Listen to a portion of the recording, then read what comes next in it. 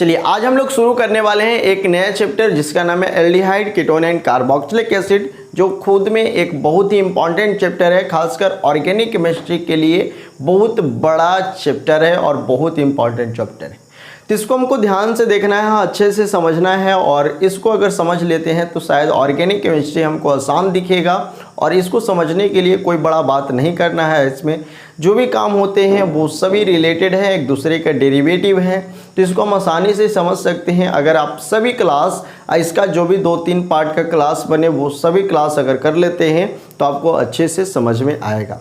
इसके पहले हम लोग अल्कोहल, फिनॉल एंड ईथर जो पढ़े हैं उसका क्वेश्चन आंसर भी हम लोग तैयार कर रहे हैं। वो क्वेश्चन आपको प्रोवाइड हो जाएगा PDF के रूप में, असाइनमेंट के रूप में, क्योंकि हम लोग उसका अगर बोर्ड पे क्लास करवाएं आपके सामने तो बहुत लंबा समय लग जाएगा। तो इसलिए हम क्वेश्चन आंसर जो आपके बोर्ड से रिलेटेड है, जो NCERT से क्वेश्चन है, ये सभी क्वेश्चन को हम आपके लिए संग्रह कर रहे हैं। तो वो क्वेश्चन आपको जल्द ही मिल जाएगा, क्वेश्चन विद आंसर, यानी उसका पूरा हल क्या हुआ रहेगा। ऑब्जेक्टिव क्वेश्चन भी रहेगा, कुछ ऑब्जेक्टिव क्वेश्चन जो कॉम्पिटिटिव टाइप के होंगे उसको हम कोशिश करेंगे कि बोर्ड पे बनाएं और आपको समझाने का कोशिश करेंगे। तो चलो बाबू आज का क्लास हम लोग शुरू करते हैं। तो आज हम लोग देखने वाले हैं aldehyde, ketone and carboxylic acid. तो ये हमारा नेक्स्ट चैप्टर होगा एल्डिहाइड, कीटोन एंड कार्बोक्सिलिक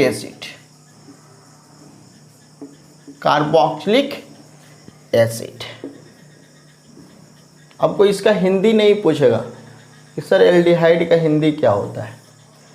ए बाबू अगर हम लोग बोर्ड के सिलेबस के आधार पे देखें तो ये लगभग 6 मार्क्स के क्वेश्चन आते हैं। अब कोई ऐसा जरूरी नहीं है, इस सिलेबस के आधार पर इस नंबर को दिया गया है, इस मार्क्स को दिया गया है। ऐसा नहीं है कि 6 नंबर दिया गया है तो 6 नंबर से ही क्वेश्चन पूछे जाएंगे, नहीं, ऐसा कुछ नहीं है भाई। एग्जाम जो क्वेश्चन सेट करने वाले जो होते हैं उन पे डिपेंड करते हैं कि उनके मन में इस टॉपिक से, इस चैप्टर से कैसे कैसे क्वेश्चन आ रहे हैं, वो उसी के अनुसार सेट होता है। इस सिलेबस में हम लोग को सिलेबस के अकॉर्डिंग बस देख लेना होता है। तो ऐसा नहीं है कि 6 नंबर का है तो हमको 6 नंबर तक ही पढ़ना, ऐसा कुछ नहीं है। हमको पढ़ना हर एक बात है, हर एक पॉइंट है जो इस चैप्टर में दिया गया है। तो 6 नंबर का हम लोग पढ़ाई नहीं कर रहे हैं, हम लोग 100% इसका ग्रहण कर रहे हैं, 100% पढ़ने का कोशिश कर रहे हैं। तो अगर इतने में से अगर 6 नंबर का क्वेश्चन आता है या 4 नंबर का क्वेश्चन आता है या 8 नंबर का क्वेश्चन आता है तो आपसे बन जाना चाहिए हम लोग इतना पढ़ेंगे, ये नंबर देखकर काम नहीं करेंगे, ठीक है। तो बाबू इसमें हम लोग सबसे पहले देख रहे हैं aldehyde ketone and carboxylic acid. Hindi में कहेंगे तो एल्डिहाइड, कीटोन और कार्बोक्सिलिक अम्ल, ठीक है। अब यहाँ पर हमको 2 चीज देखना है। ये जो हमारा एल्डिहाइड और कीटोन है ये दोनों बाबू लगभग केमिकल और फिजिकल प्रॉपर्टीज में सिमिलर है, यानी दोनों एक तरह से समान है, लगभग समान है, यानी दोनों के गुण एक दूसरे से मिलते हैं। जबकि कार्बोक्सिलिक एसिड और इसके डेरिवेटिव यानी इसके जो व्युत्पन्न है वो ये दोनों से कुछ अलग हैं। यहाँ पर आपको बता देना चाहते हैं कि एल्डिहाइड और कीटोन 1 डिग्री और 2 डिग्री अल्कोहल के ऑक्सीडेशन के फलस्वरूप तैयार होता है। यानी कह सकते हैं कि 1 डिग्री अल्कोहल से एल्डिहाइड और 2 डिग्री अल्कोहल से कीटोन। ऐसा हम लोग पहले भी पढ़े थे जब आपको सिखा रहे थे नोमेनक्लेचर, या शुरुआत में जब बेसिक जो रिएक्शन बता रहे थे उस रिएक्शन में भी हम ऐसा बात बताए थे कि किस तरह से हम लोग तैयार करने वाले हैं। तो यहाँ पर आप इस बात को समझिएगा बाद में, अभी बस हमको ये समझाना है कि एल्डिहाइड और जो कीटोन है ये बाबू सिमिलर है, लगभग दोनों समान है। तो हम ये दोनों को साथ पढ़ेंगे, एक साथ पढ़ेंगे। पहले हम इस दोनों टॉपिक को खत्म करेंगे, उसके बाद कार्बोक्सिलिक एसिड को खत्म करेंगे। एक बात यहाँ पर बता देना चाहते हैं, ये जो चैप्टर है बाबू aldehyde, ketone and carboxylic acid, ये तो ऑर्गेनिक केमिस्ट्री का सबसे ही महत्वपूर्ण चैप्टर है, सबसे इंपॉर्टेंट चैप्टर है। इसके बिना ऑर्गेनिक केमिस्ट्री कुछ है ही नहीं, यानी लगभग कहिए तो ना के बराबर है, क्योंकि इसी पे ऑर्गेनिक केमिस्ट्री का अधिकतर काम होता है जो काम आपके लिए उपयोगी है। तो यहाँ पर आप देख सकते हैं aldehyde ketone and carboxylic acid, इसे हम लोग क्या कहते हैं बाबू, तो इसे हम लोग कहते हैं कार्बोनिल कंपाउंड। ये जो आपको 3 दिखाई दे रहा है ना compound, aldehyde ketone and carboxylic acid, इसे हम लोग कहते हैं कार्बोनिल कंपाउंड। अब ये कार्बोनिल कंपाउंड है क्या, तो एक बात आपको बता देना चाहते हैं, हमने अभी तक जितने भी कंपाउंड पढ़े हैं, कार्बोनिल कहने का मतलब ये सभी आप जानते हैं कि aldehyde ketone and carboxylic acid का सिंबल आप लोग जानते होंगे, क्रियात्मक समूह जानते होंगे, सभी का संकेत जानते होंगे, ये सभी बात जानते हैं। तो इसमें एक बात सिमिलर है, तीनों में एक बात सिमिलर है कि CO मिलता है। क्या मिलता है? CO मिलता है। तो CO से पहले भी हम लोग देखे थे, जैसे में हमने पहले पढ़ा था अल्कोहल था ROH, यहां पर भी O मिला था। ये क्या है? R क्या है बाबू? एल्काइल है, तो यहां भी कार्बन होगा ना, यानी COH ऐसा कुछ मिला होगा। यहां पे कार्बन R है तो R के जगह पर तो कार्बन ही होगा, लेकिन यहां पर भी CO है, लेकिन ये इससे अलग है। कैसे अलग है? इसको हम कार्बोनिल कंपाउंड नहीं कहेंगे, जबकि हम इसको कार्बोनिल कंपाउंड कहेंगे। कैसे? जो थोड़ा सा यहां पर समझिए। इसके पहले हम लोग ईथर भी पढ़े थे बाबू, तो ROR यानी दोनों तरफ COC, यानी देखिए फिर से यहाँ पर CO मिल रहा है ना CO, लेकिन फिर भी ये कार्बोनिल कंपाउंड नहीं है। तो वो सब बाद की बात है जब हम लोग देखेंगे, लेकिन अभी हमको समझना है कि कार्बोनिल कंपाउंड है क्या। तो कार्बोनिल कंपाउंड वो है कि जिसमें कार्बन यानी वैसा यौगिक जिसमें कार्बन और ऑक्सीजन, ध्यान से समझिएगा, कार्बोनिल कंपाउंड क्या है, कार्बोनिल यौगिक क्या है? वैसा यौगिक जिसमें कार्बन और ऑक्सीजन आपस में डबल बॉन्ड से जुड़े हो। बहुत ही आसान सा इसका पहचानने का ट्रिक है, जिसमें कार्बन और ऑक्सीजन आपस में डबल बॉन्ड से जुड़े हो, यानी डबल बॉन्ड यानी द्विबंधन से आबंधित हो, यानी बंधा हुआ हो, तो वैसे कंपाउंड को हम लोग कहते हैं कार्बोनिल कंपाउंड। यानी जैसे बाबू carbon double bond O, carbon double bond O यानी ऑक्सीजन। अब यहां पर तो कार्बन का 2 ही बॉन्ड बच रहा है, तो इसके पास 2 और बचेंगे। 2 किसी के साथ भी जुड़ सकते हैं, कोई जरूरी नहीं है कि कार्बन से ही जुड़े, किसी के साथ जुड़ सकते हैं। लेकिन हमको मेन ये पहचानना है कि कार्बन और ऑक्सीजन के बीच में अगर डबल बॉन्ड आ जाता है तो इसे ही हम लोग कहते हैं बाबू carbonyl compound, carbonyl group, carbonyl यौगिक, जो भी कहिए। अब यहां पर हमको एक बात समझना है कि ये सब कार्बोनिल क्यों नहीं था, क्योंकि कार्बन ऑक्सीजन से जुड़ रहा है, लेकिन कार्बन ऑक्सीजन के बीच में डबल बॉन्ड नहीं है। जैसे ही डबल बॉन्ड आ जाए कार्बोनिल हो जाएगा, लेकिन इसके पास सिंगल बॉन्ड है तो ये कार्बोनिल नहीं होगा, इसके पास सिंगल बॉन्ड है तो ये कार्बोनिल नहीं होगा। तो अब एक बात आपको समझ में आ गया होगा, कार्बोनिल यौगिक कौन होगा? कार्बोनिल वो होगा जिसमें कार्बन और ऑक्सीजन के बीच में डबल बॉन्ड हो। क्या हो? डबल बॉन्ड हो। अब यहां पर एक बात फिक्स होगा बाबू कि जो भी कार्बोनिल कंपाउंड होंगे उसमें जो मेन कार्बन होंगे, जो कार्बन ऑक्सीजन से जुड़े होंगे, उस कार्बन का हाइब्रिडाइजेशन हमेशा sp2 होगा। अब कैसे होगा? आप सभी जानते हैं हाइब्रिडाइजेशन हम शुरुआत में ही बेसिक के रूप में ही बताए थे, जो शॉर्ट वाला जो हम लोग सिंपल तरह से ऑर्गेनिक में कर सकते हैं, ये हाइब्रिडाइजेशन निकालने के लिए बताए थे। ऑर्गेनिक में काम करने के लिए हाइब्रिडाइजेशन बहुत ही सिंपल ट्रिक से बताए थे, आप चाहे तो उसको निकाल सकते हैं। हम लोग हाइब्रिडाइजेशन के लिए क्या बताए थे बाबू?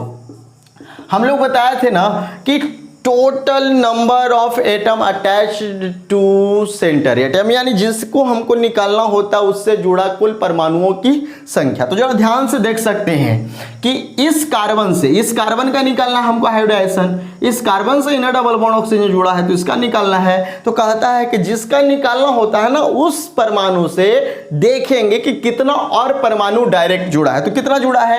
एक ऑक्सीजन जुड़ा है, एक इधर है, तो एकदम कंफर्म है बाबू कि यहां पर भी कुछ ना कुछ रहेगा। कुछ भी रहे, कोई जरूरी नहीं कि कार्बन ही रहे, कुछ भी रहे लेकिन रहेगा। और रहेगा तो सिंगल बॉन्ड से दोनों रहेगा, दोनों सिंगल बॉन्ड रहेगा, डबल बॉन्ड कहीं भी ये नहीं हो सकता है। तो इसके पास 2 है तो इसके पास 1, इसके पास 1, कार्बन को 4 चाहिए, कार्बन को 4 मिल गया, लेकिन यहां पर भी कुछ होगा, यानी 1 यहां है, 2 यहां है, 3 यहां है, यानी इस कार्बन से टोटल जुड़ा हुआ परमाणु कितना होगा बाबू? 3 होगा। प्लस क्या बताए थे? तो प्लस में क्या बताए थे हम लोग, जुड़ा हुआ परमाणु की कुल संख्या plus lone pair of that atom, यानी जिसका निकालना होता है उसका हम लोग निर्जन जोड़ी खोजते हैं। तो इसके पास तो 4 इलेक्ट्रॉन था ही, चारों के चारों यहाँ पर भाग ले लिया, तो अब इसके पास कोई भी इलेक्ट्रॉन बचा नहीं, कोई इलेक्ट्रॉन नहीं बचा। तो जब कोई बचवे नहीं किया तो क्या हो जाएगा 0, तो 3 में 0 जोड़ेंगे तो क्या होगा 3, और 3 रहता था तो इसका हाइब्रिडाइजेशन क्या होता था sp2। तो ये बात हमने पहले बताया है। तो यहाँ पर एक बात आपको याद कर लेना है, कुछ नहीं समझ में आया तो याद कर लेना है कि कार्बोनिल कंपाउंड में जो कार्बन ऑक्सीजन से जुड़ा होता है इसका हाइब्रिडाइजेशन हमेशा sp2 होता है। अब यहाँ पर हमको एक बात समझना है और कि यहाँ पर जो हमारा एल्डिहाइड और कीटोन है वो एक जैसा है, जबकि कार्बोक्सिलिक एसिड अलग है। कैसे? तो यहाँ पर आपको ध्यान से देखना है। सबसे पहले तो आपको एक बात समझ में आ गया कि कार्बन डबल बॉन्ड ऑक्सीजन से जो जुड़ा हुआ होगा उसे हम लोग कार्बोनिल ग्रुप कहेंगे या कार्बोनिल कंपाउंड कहेंगे। ठीक है, ये बात समझ में आ गया। कार्बन डबल बॉन्ड ऑक्सीजन से जुड़ा हुआ कोई भी यौगिक रहेगा उससे हम लोग कार्बोनिल कंपाउंड, कार्बोनिल यौगिक कहेंगे। अब एक बात और यहाँ पर देखना है बाबू कि इसी डबल बॉन्ड O के साथ अगर कोई और जुड़ जाता है तो उसका कंपाउंड अलग अलग होगा, लेकिन वो कंपाउंड रहेगा क्या? वो कंपाउंड रहेगा कार्बोनिल कंपाउंड। जैसे अब दिखा देते हैं आपको, जैसे कार्बन डबल बॉन्ड O, अब इधर क्या है कुछ नहीं, इधर क्या है कुछ नहीं, हमको भी कुछ नहीं पता चल रहा है, लेकिन हमको एक बात तो एकदम कंफर्म है कि एक कार्बन ऑक्सीजन के साथ डबल बॉन्ड है यानी कार्बोनिल कंपाउंड है। अब इधर मान लेते हैं कि इधर कुछ नहीं है तो R लगा देते हैं, तो चलो एक तरफ तो R लग गया, लेकिन एक तरफ अभी भी खाली है, तो ये भी चाहेगा कि मेरा पूरा हो, तो मेरा पूरा हो तो इधर चलो हम लगा देते हैं H, यानी कुछ नहीं बचा तो क्या रहेगा साथ में H रहेगा।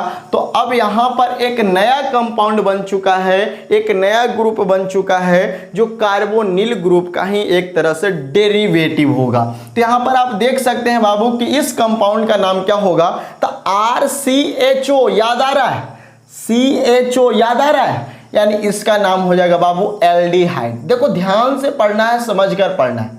इसे हम लोग क्या कहेंगे एल्डिहाइड। तो एल्डिहाइड कार्बोनिल कंपाउंड है या नहीं है? CHO। हमको तो बस इतना ही देखना है कि कार्बन ऑक्सीजन डबल बॉन्ड से जुड़ा है या नहीं, यानी एल्डिहाइड कार्बोनिल कंपाउंड है। सेकंड देखते हैं, फिर से वही कार्बन ऑक्सीजन के साथ डबल बॉन्ड, इधर कुछ नहीं है, इधर कुछ नहीं है, तो चलो हम इधर भी R जोड़ देते हैं। अब इधर खाली है तो इधर भी R जोड़ देते हैं। अब कोई जरूरी नहीं है कि दोनों तरफ R सेम ही हो, अलग भी हो सकता है, ये पहले ही हम पढ़ा चुके हैं। तो इसका जो नाम है बाबू, इसका नाम है कीटोन।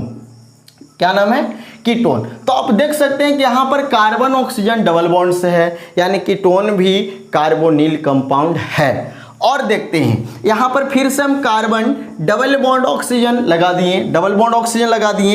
एक तरफ से हमारा है बाबू R, एक तरफ से क्या है R। अब एक तरफ खाली है, तो एक तरफ जब खाली है तो इधर हम लगा देते हैं X।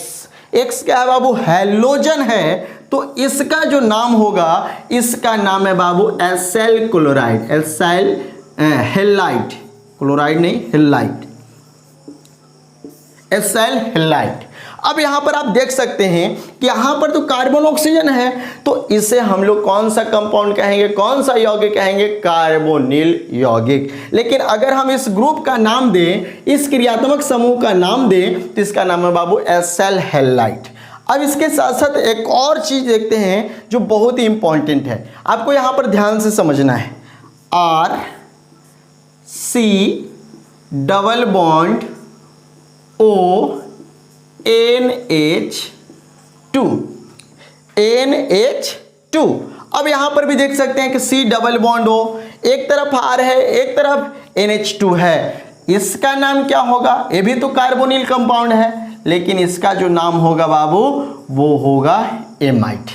तो ये सभी जो आप देख रहे हैं ना, ये दोनों एल्डिहाइड और कीटोन से रिलेटेड है। एल्डिहाइड के स्थान से ही हम लोग एसाइल हैलाइड भी बना सकते हैं, इसी से हम लोग एमाइड भी बना सकते हैं। लेकिन अब जो सबसे इंपॉर्टेंट आने वाला है उसको हम लोग ध्यान से देखेंगे। वो नाम है बाबू कार्बोक्सिलिक एसिड बनाने वाली बात। तो कार्बोक्सिलिक एसिड क्या होगा, क्या होगा?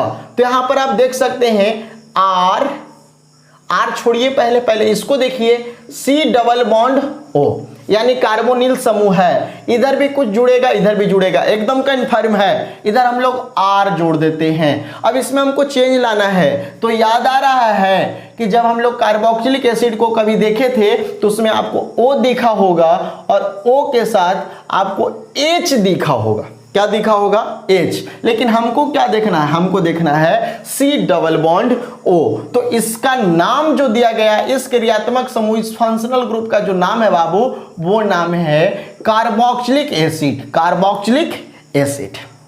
अब यहां पर आपको एक बात समझ लेना है, ध्यान से समझ लेना है कि R C double bond O minus, ये जो आपको दिख रहा है ना बाबू, ये क्या है? या तो एक कार्बोक्सिलिक एसिड हो सकता है, या तो एक कार्बोक्सिलिक एसिड हो सकता है, या डेरिवेटिव्स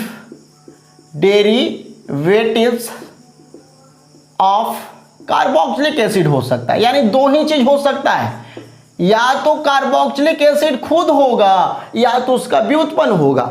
यानी RC डबल बॉन्ड O।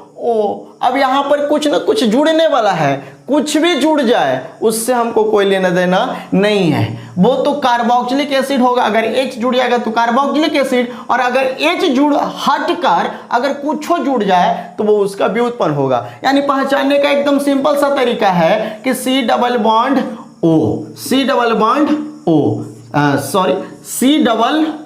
तो जिसमें C डबल बॉन्ड O और सिंगल बॉन्ड O, तो इससे क्या है? कार्बोक्सिलिक एसिड या कार्बोक्सिलिक एसिड का व्युत्पन्न। अब यहां पर आपको देख लेना ध्यान से, क्या क्या और बन सकता है।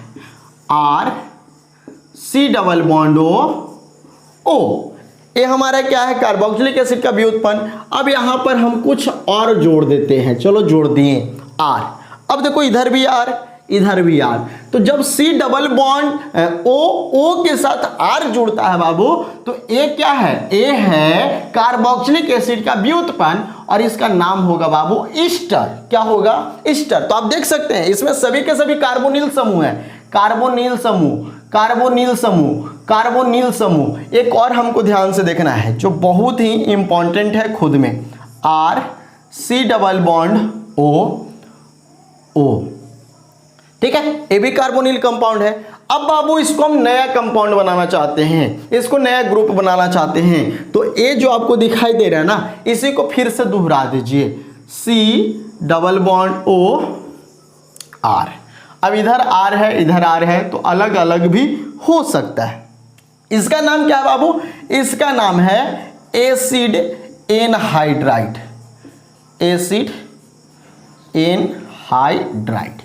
तो आप देख सकते हैं कि इतने सारे कार्बोनिल समूह, यहां पर देखिए C डबल बॉन्ड O यानी कार्बोनिल समूह, कार्बोनिल समूह, कार्बोनिल समूह, कार्बोनिल समूह, कार्बोनिल समूह, कार्बोनिल, कार्बोनिल, कार्बोनिल, यानी ये सभी के सभी क्या है? कार्बोनिल कंपाउंड है। तो आप देख सकते हैं कि इतना बड़ा चीज को हमको एक साथ देखना है, इतने सारे चीज को हमको पढ़ना है, तो एकदम कंफर्म है कि टॉपिक बड़ा होने वाला है। तो पहले हम लोग पढ़ेंगे बाबू एल्डिहाइड और कीटोन, क्योंकि दोनों का गुण लगभग सिमिलर है। उसके बाद हम लोग कार्बोक्सिलिक एसिड और उसके डेरिवेटिव को पढ़ेंगे। तो चलो इस बात को अगर आप समझ गए कि कार्बोनिल कंपाउंड क्या है, कार्बोनिल कंपाउंड से बने हुए कौन कौन से फंक्शनल ग्रुप हैं, उसके कौन से व्युत्पन्न हैं, अगर इस बात को आप समझ गए तो कहीं भी आप इसको बता सकते हैं। इस पे एक टेस्ट भी हम लेंगे छोटा सा, तो इसको आप सबसे पहले स्क्रीनशॉट ले लीजिए। उसके बाद हम एल्डिहाइड के बारे में विशेष रूप से देखते हैं, उसके नोमेनक्लेचर के बारे में देखते हैं और विशेष तरह से बताते हैं।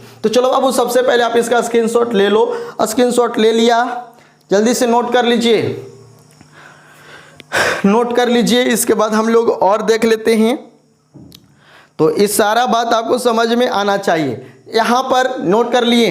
अब यहाँ पर एक सबसे इंपॉर्टेंट बात रखता है कि aldehyde, ketone and carboxylic acid का यूज कहाँ है। तो बाबू इसका यूज बहुत ज़्यादा है और खासकर ऑर्गेनिक के लिए ही है, यानी जो भी हम लोग खाद्य पदार्थ या सुगंध वगैरह के लिए बनाते हैं, देखिए इसका उपयोग सबसे पहले जो भी गंध युक्त या सुगंध युक्त प्रोडक्ट बनाने होते हैं इसमें इसका बहुत ज़्यादा उपयोग होता है। और इसमें सबसे ज़्यादा उपयोग होता है एल्डिहाइड और कीटोन का, उसमें भी सबसे ज़्यादा एल्डिहाइड का। आपने नाम सुना होगा बेनेलियम, वनीला आप नाम सुने होंगे, तो फ्लेवर बनता है, क्या है ना, यानी अधिकतम इसका उपयोग फ्लेवर बनाने के लिए, गंध बनाने के लिए, सुगंध बनाने के लिए, परफ्यूम बनाने के लिए। एक बात और बताना चाहते हैं, इस एल्डिहाइड का प्रयोग हमारा हमको जब बीमारी नाक में बीमारी होता है तो एक सूंघने वाला आता है, तो सूंघने के लिए भी इसी एल्डिहाइड का प्रयोग किया जाता है। नींद लाने वाले दवा को बनाने में किया जाता है। तो इस सारे बात को हमको ध्यान में रखना है और इसी से रिलेटेड हमको काम करना है। तो चलो बाबू सबसे पहले हम लोग एल्डिहाइड के बारे में देखते हैं। अगर नोट कर लिए आप लोग तो हटाते हैं। तो एल्डिहाइड को सबसे पहले नोमेन करेंगे, नोमेनक्लेचर करेंगे, इसका कॉमन नेम, आईयूपीएसी नेम देखेंगे, जो कि हम पहले भी देख चुके हैं, लेकिन इस चैप्टर में हमको पढ़ना है तो फिर से बताना जरूरी है, क्योंकि बहुत सारे हमारे साथ नए स्टूडेंट भी होंगे, तो वो स्टूडेंट इसको अच्छे से समझ पाएंगे। और जो भी हमारे साथ जुड़ गए भाई, थोड़ा सपोर्ट कर दो, हम भी खुश रहेंगे, आप भी खुश रहिएगा, आपको भी अच्छा कंटेंट मिलेगा। देखिए एक बात बताएं, अगर आपके तरफ से हमको ऊर्जा मिलता है ना, तो हम भी सोचते हैं कि कुछ ऐसा चीज दे जो आपके लिए बहुत इंपॉर्टेंट हो, आपको पहले ऐसा कभी नहीं मिला हो, देखने को नहीं मिला हो, सुनने को नहीं मिला हो, खाने को नहीं मिला हो, खाना तो नहीं दे रहे हैं, लेकिन जो भी पढ़ा रहे हो वो आपको कभी देखने को नहीं मिला हो। तो प्लीज सपोर्ट करते रहें। एक छोटा सा सपोर्ट आपका जो हमारे लिए सपोर्ट होता है ना, उससे हम बहुत खुश होते हैं। यहाँ पर पैसा कौड़ी का कोई बात नहीं है, छोटा सा सपोर्ट करना है। सपोर्ट ये करना है कि आपको हमको उत्तेजित करना है। वो कैसे होगा आप सभी जानते हैं, सभी समझते हैं। एक देखो बाबू, वेनेलियम जो वनीला होता है ना, फ्लेवर बनाने में इसका काफी ज्यादा इंपॉर्टेंस रखता है। ये भी एक तरह से क्या है बाबू, एल्डिहाइड का ही एक कंपाउंड है, CHO, यहाँ OCH3 और यहाँ बाबू OH। इसका नाम है बाबू कॉमन नेम बेनेलियम। अगर हम इसका आईयूपीएसी नेम देखेंगे तो थोड़ा देरी में अभी आपको सिखा कर बताते हैं। तो चलो इसको पहले हम लोग समझ लेते हैं। तो सबसे पहले हम लोग देखेंगे एल्डिहाइड, फिर देखेंगे हम लोग कीटोन और सबसे लास्ट में देखेंगे हम लोग कार्बोक्सिलिक एसिड। तो सबसे पहले हम लोग यहाँ पर एल्डिहाइड टॉपिक बनाते हैं, ऊपर के हटा देते हैं। एल्डिहाइड, हमको दो बात का ध्यान रखना है।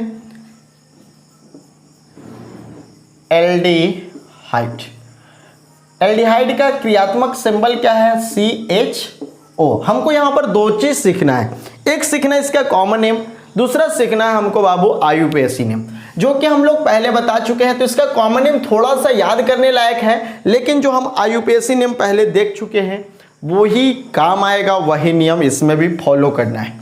तो इसका सिंबल आप देख सकते हैं कि इसका सिंबल क्या है, इसका सिंबल है बाबू CHO। अगर हम इसका GMF देखें यानी जनरल मॉलिक्यूलर फार्मूला देखें तो इसका फार्मूला कैसे बनेगा, तो CHO है तो इसके साथ क्या जुड़ेगा, R जुड़ेगा, यानी इसका फार्मूला हो गया RCHO। अब इसका अगर कॉमन नेम देखें, यहाँ पर कॉमन नेम पर ध्यान देना है, यहाँ पे फोकस करना है आपको। कॉमन नेम क्या होता है बाबू, तो इसका कॉमन नेम जो भी पहले आपको दिख रहा है ना R, उसी के अनुसार हम काम करते हैं। R तो क्या होगा, R के कॉमन नेम क्या होगा, अल्काइल, और इसके लिए हम लोग किसका यूज करते हैं, एल्डिहाइड का। तो alkyl plus aldehyde, alkyl plus aldehyde. जानते हैं पुराने जमाने में कार्बल्डिहाइड का प्रयोग किया जाता था। कार्बल्डिहाइड का प्रयोग किस में होता है, तो वो होता है बाबू जो साइक्लो होगा, क्या होगा, साइक्लो होगा। वो चाहे तो साइक्लिक के रूप में हो, चाहे एरोमेटिक के रूप में हो, ठीक है ना। तो उसे हम लोग देखेंगे थोड़ा देरी में। तो यहाँ पर पहले इसको समझ लीजिए। अगर हम इसको आईयूपीएसी नेम, अच्छा एक बात और ध्यान देना है, इसका प्रयोग पहले नहीं होता था, अब होता है। इसके लिए हम एक छोटा सा यहाँ पर प्रयोग बताएंगे कि इसके जगह पर ए कब होता था, जब साइक्लो के रूप में रहता था तब। कब? जब साइक्लो, यानी कहने का मतलब जब चक्रीय होता था। लेकिन जब खुला रहता था ना बाबू, तो उसके लिए हमको कुछ अलग से प्रयोग करना पड़ता था। तो क्या है? Common rule plus aldehyde. Aldehyde या इसको कहिए अल प्लस डिहाइड, ठीक है ना। तो ये हमको कॉमन नेम में पहले काम करना पड़ता था। अब यहाँ पर हमको दिखाई दे रहा है कॉमन नेम। तो कॉमन नेम क्या है बाबू? तो कॉमन नेम के लिए यहाँ पर ग्रीक जो नाम होते थे ना, लैटिन नेम, यानी इसके लिए कुछ लैटिन नेम दिए गए थे कार्बन के, उस लैटिन नेम के आधार पर हम लोग यहाँ पर काम करते थे। तो वो क्या था बाबू कि अगर कार्बन एक रहेगा, ठीक है ना, ए सिर्फ उसमें काम करेगा जो कार्बोनिल कंपाउंड होगा। फिर से ध्यान दीजिए, ए सिर्फ उसमें काम करेगा जो कार्बोनिल कंपाउंड होगा। तो ये कॉमन रूल में अगर कार्बन एक रहता है तो इसके लिए हम लोग लिखते हैं फॉर्म। क्या लिखते हैं? फॉर्म। अगर दो होता है बाबू तो लिखते हैं एसेट। तीन रहता है तो लिखते हैं प्रोपियन। चार रहता है तो लिखते हैं बाबू ब्यूटर। इसको बटर नहीं पढ़ेंगे, ब्यूटर पढ़ेंगे। और पांच रहता है बाबू तो वेलर। और पांच के बाद फिर से वही काम आएगा जो आईयूपीएसी में काम आता है, ठीक है ना। फिर से वही आएगा जो आईयूपीएसी में काम आता है, यानी 5 तक ही हमको इस पे ध्यान देना है। 5 तक ही उस समय दिया गया था। अगर आईयूपीएसी की बात हो, तो आईयूपीएसी नेम के लिए आप लोग सभी जानते हैं। सबसे पहले हम लोग क्या लिखेंगे? आर है तो आर के लिए अगर सिंगल बॉन्ड रहेगा तो एल्केन, डबल रहेगा तो एल्केन, ट्रिपल रहेगा तो एल्काइन। लेकिन सिंपल रूप से क्या होगा? एल्केन होगा। तो एल्केन से ई को हटा देंगे। क्या कर देंगे? ई को हटा देंगे और उसके जगह पर यहाँ से हम लोग एल को जोड़ देंगे। एल को जोड़ देंगे। जो हम लोग का एल्डिहाइड का आईयूपीएसी सिंबल है वो क्या है बाबू? अल है। क्या है? अल है। अल, एल, इसको हम लोग जोड़ देंगे। यानी दोनों को अगर हम लोग मिलाकर लिखें तो क्या हो जाएगा बाबू? अल्केनल। ये हमारा हो गया बाबू आईयूपीएसी नेम। ये तो हो गया सिंपल के लिए। अगर कोई सब्स्टिट्यूट साथ में रहे, यानी कोई भी ब्रांच साथ में रहे, तो उसके लिए तो आपको सारा चीज सीखा है। आईयूपीएसी कैसे हम लोग नोमेनक्लेचर करते हैं, तो वो सारा नियम इसमें लगेगा, जो अभी हम बहुत सारा क्वेश्चन करके दिखाने वाले हैं। यहाँ पर कॉमन नेम में एक बात और समझना है। एक कॉमन नेम उसके लिए है जिसके पास कोई सब्स्टिट्यूट नहीं हो, यानी सिंपल है। साधारण वाले जो भी कंपाउंड होंगे उसके लिए कॉमन नेम इस पे लिखना होगा। कुछ का तो स्पेशल भी होता है जिसको हमको याद करके रखना होगा। लेकिन अगर किसी भी कंपाउंड में कोई सब्स्टिट्यूट होगा, यानी कोई ब्रांच होगा उसके साथ, तो उस ब्रांच के स्थान को हम लोग ग्रीक के रूप में, यानी लैटिन रूप में अल्फा बीटा गामा जैसे संकेतों से दर्शाते हैं। अल्फा बीटा गामा लिम्डा जैसे संकेतों से, ग्रीक संकेतों से दर्शाते हैं। तो इस बात का ध्यान रखना है। यानी कोई भी हमको सब्स्टिट्यूट मिल जाए, अगर उसका कॉमन नेम लिखना रहेगा तो उसमें हम लोग अल्फा बीटा गामा लिम्डा का प्रयोग करेंगे, ना कि नंबरिंग 1 2 3 4 का प्रयोग करेंगे। तो इस बात को ध्यान रखना है। और अगर आईयूपीएसी में बात करें तो आईयूपीएसी में हम लोग अल्फा बीटा गामा लिम्डा का प्रयोग नहीं करेंगे। आईयूपीएसी में हम लोग नंबरिंग का प्रयोग करेंगे, जो आप लोग सभी जानते हैं। हमको पता है कि सभी जानते हैं। और अगर नहीं जानते हैं तो आपको नोमेनक्लेचर का क्लास करने की आवश्यकता है, जो हम कम से कम 6-7 लेक्चर में बनाया, 6-7 क्लास में कंप्लीट किया, बहुत सारे नोमेनक्लेचर कंप्लीट किए हैं। तो वो सभी को जाकर आपको पढ़ना चाहिए। तो बाबू ये था हमारा कॉमन नेम और आईयूपीएसी नेम लिखने के लिए। अब इस पे हम लोग काम करके देखते हैं। तो चलो सबसे पहले आप इसको यहाँ पर देख लो। यहाँ पर सबसे पहले बताते हैं कि इसका कॉमन नेम क्या होगा। जैसे में मान लेते हैं कि हमारे पास एक एग्जाम्पल आ जाए। जैसे हमारे पास फार्मूला क्या है बाबू? RCHO। R क्या है ये भी बताना पड़ेगा, नहीं ना। R क्या है बाबू? CnH2n+1, जिसे हम लोग क्या कहते हैं? अल्काइल कहते हैं। याद है? N इक्वल टू क्या होगा बाबू? तो यहाँ पर ध्यान से देखना n > 0 होगा। क्यों 0 होगा? आपको कभी बताए थे कि जिस फंक्शनल ग्रुप में पहले से ही कार्बन उपस्थित हो उसमें जब हम लोग काम शुरू करते हैं, अगर हम इसको पूरा का पूरा ग्रुप इसका अगर पूरा फार्मूला दिखाएं तो कार्बन से रिलेटेड होगा, जो अभी हम कुछ देर बाद बताने वाले हैं कि इसका जनरल फार्मूला क्या होगा। तो यहाँ पे आपको जब शुरुआत में अगर इस फार्मूला से काम कर रहे होते हैं तो n = आपको क्या लेना होता है? 0 लेना होता है। लेकिन अगर उस फार्मूला से काम करिएगा तो वो भी दिखा देते हैं। तो यहाँ पर मान लेते हैं कि n = 0 ले लिए तो एकदम कंफर्म है कि कार्बन 1 से ही शुरू होने वाला है। तो अभी दिखाने वाला है कि एल्डिहाइड का और क्या फार्मूला हो सकता है। तो बाबू CnH2n+1 साथ में CHO। अब यहाँ पर आप देख सकते हैं कि n = 0 तो C0 H2 × 0+1 साथ में CHO। C0 कोई वैल्यू 0 में 1 जोड़ेंगे तो 1 यानी HCHO, यानी पहला फार्मूला हमको यही मिलने वाला है। पहला फार्मूला यही मिलने वाला है, इसके बिना आगे नहीं होने वाला है। तो इससे हम लोग जनरल फार्मूला बनाते हैं और यही फार्मूला हमको अधिकतम परीक्षा में पूछा जाता है, इसलिए इस फार्मूला पे ही हमको फोकस करना है। तो इसमें आप देख सकते हैं कि कार्बन 1 है, कार्बन 1 है, हाइड्रोजन 2 है, ऑक्सीजन 1 है। अब इस फार्मूला से हम लोग को जनरल फार्मूला बनाना है, तो वो कैसे बनेगा? तो चलो अब कार्बन के परमाणु को n मान लेते हैं। तो कार्बन के नीचे कुछ नहीं है तो 1 है, तो चलो हम उसको n मान लेते हैं। हाइड्रोजन देखो तो कार्बन के संख्या से कितना है? कार्बन 1 है, कार्बन का परमाणु 1 है लेकिन हाइड्रोजन परमाणु 2 है, तो इसको हम 2n कर देंगे। CnH2n साथ में क्या है बाबू? O। तो ये जो हमारा फार्मूला बन गया ना, ये फार्मूला हमारा बन गया एल्डिहाइड का। तो इस RCHO के जगह पे हमको यही फार्मूला अधिकतम मिलेगा। तो इस फार्मूला को आपको याद करके रखना है कि एल्डिहाइड का जनरल फार्मूला क्या होगा, जनरल मॉलिक्यूलर फार्मूला क्या होगा? CnH2n वो। और अगर एग्जाम में आपको कभी ऐसा फार्मूला पूछा जाता है तो आप डायरेक्ट ऑप्शन देख के आंसर नहीं लगा दीजिए, उसको थोड़ा सा दिमाग लगाइए, बनाने का कोशिश कीजिए, क्योंकि जितना आपको आसान दिखता है ना उतना आसान कभी कभी नहीं होता है, उसको घुमा फिरा कर दे देता है। जैसे मैं इस बार का ही एग्जाम में पूछा था, शायद अल्कोहल का फार्मूला पूछा था या एल्डिहाइड का ही फार्मूला शायद पूछा था, याद नहीं है, लगभग एल्डिहाइड या अल्कोहल का ही पूछा था। और लेकिन उसमें बहुत कंफ्यूज किया था, क्योंकि लेकिन जो पढ़ा था उसमें था ही नहीं, उसको थोड़ा सा घुमाया हुआ था लेकिन उतना दिमाग पे गया ही नहीं, लगाया ही नहीं, जिसके कारण शायद नहीं बना पाया हुआ। लेकिन अगर आपके पास दिमाग है, अगर आप ऐसा काम करते हैं तो आपको आसानी से बन जाएगा। तो चलो बाबू, ये था हमारा क्या common name, IUPAC name, formula. अब इसका नाम लिखना चाहते हैं तो इसका नाम क्या होगा? इसका नाम क्या होगा? सबसे पहले इसका स्ट्रक्चर बनाते हैं, इसका स्ट्रक्चर क्या होगा? तो बाबू कार्बन डबल बॉन्ड ऑक्सीजन तो पहले जोड़ना ही पड़ेगा। इधर क्या है? R के जगह पर H ही बचा। इधर क्या है बाबू? H। तो ये हमारा बन गया स्ट्रक्चर, ये स्ट्रक्चर बन गया। अब इसका कॉमन नेम क्या होगा?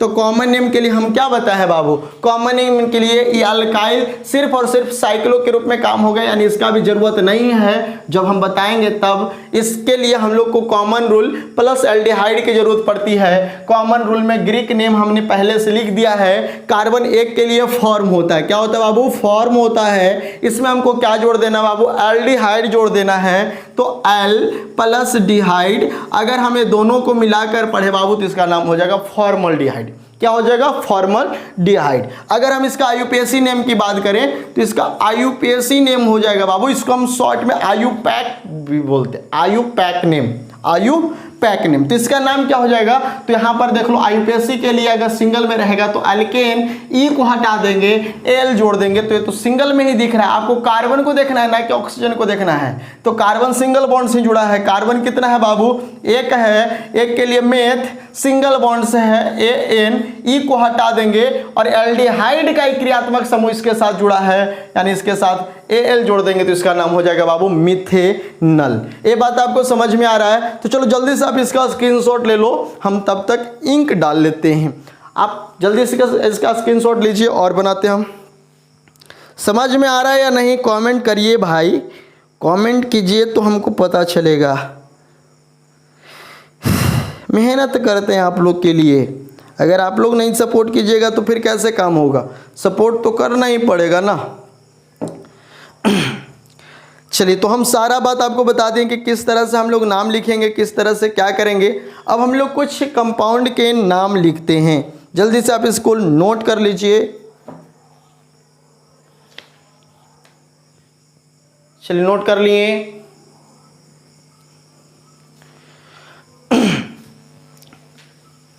चलिए,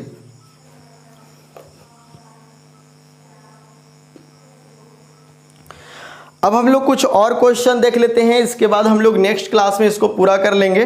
जैसे में 1-2 क्वेश्चन और देख लेते हैं।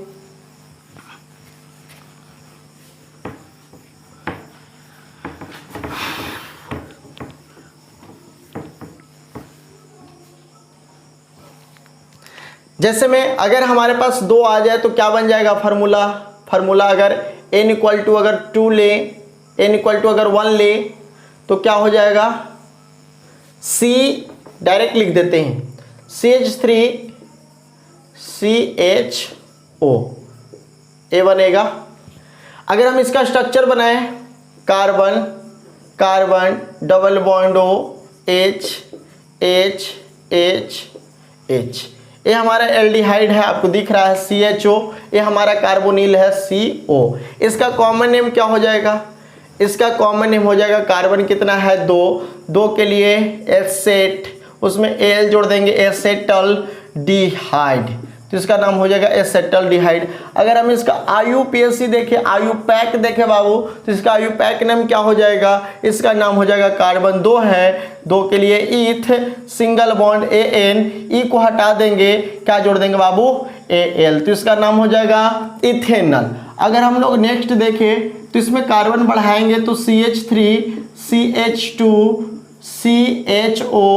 CHO। अगर हम इसका स्ट्रक्चर बनाएं तो कार्बन कार्बन कार्बन इससे जुड़ाएगा, डबल बॉन्ड O, इधर रहेगा H, यहाँ पर H H H H H। आप मिला सकते हैं कि फार्मूला से स्ट्रक्चर मिल रहा है या नहीं।